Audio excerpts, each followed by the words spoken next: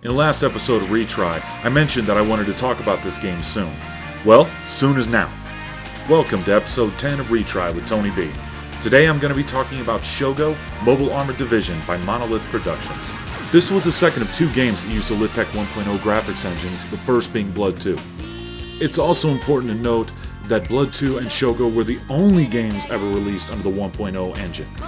I think a big reason why Monolith decided to push forward with the development of a new version of their engine was that shortly after the release of Blood 2 and Shogo, you had Unreal Tournament and Quake 3 arrive.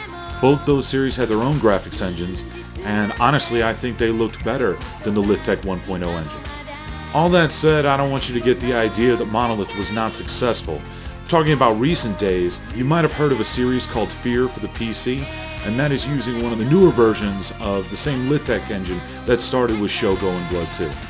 The main character in Shogo is Sanjuro, a commander in the United Corporate Authority. He fights for the UCA and is basically in a war against an enemy known as the Fallen. In the conflict so far, Sanjuro has seen the death of his brother, his best friend, and Kuro, his girlfriend. As the story in Shogo unfolds, you can make different choices that will affect the outcome of the game. Although Shogo Mobile Armored Division was developed here in the United States, it was heavily influenced by Japanese anime. At the beginning of the second level, you walk past the other commander's quarters. One of these quarters belongs to none other than Commander M. Kusanagi. It's an homage to the main character of Ghost in the Shell, the anime which served as a huge inspiration for this game. I'm showing fallen reinforcements just south of your position, near the main service tunnel. They know you're coming. Great, then they'll know who killed him. The gameplay of Shogo Mobile Armored Division is made up of two separate parts. The levels alternate between piloting a mech and being out on foot. Alright, I'm in. Good to hear it, sir. We're just up ahead. There were 4 distinct mechs to choose from, each that had their own abilities, strengths, and weaknesses.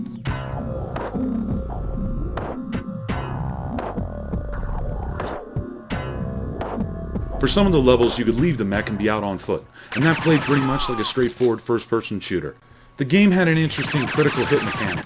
When you scored a critical hit against an enemy, you would regain life, and the enemy would take additional damage. This really kept you in the action. Instead of walking around hunting for health items to get your health back, you could simply regain your health by playing well. And lastly, I'd like to make a quick mention of Shogo Mobile Armored Division's mod community.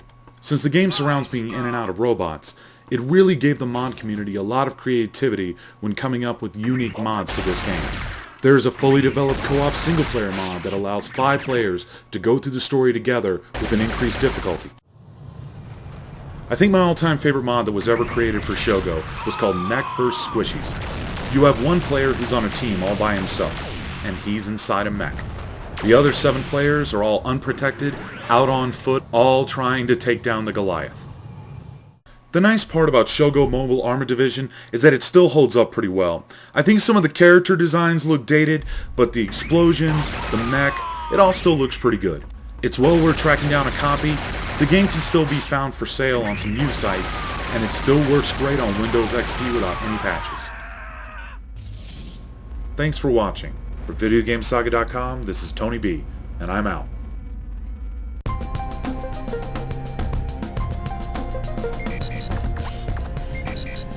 Retry? You know it. I got the sissies on the run. Find the interference array and shut it down.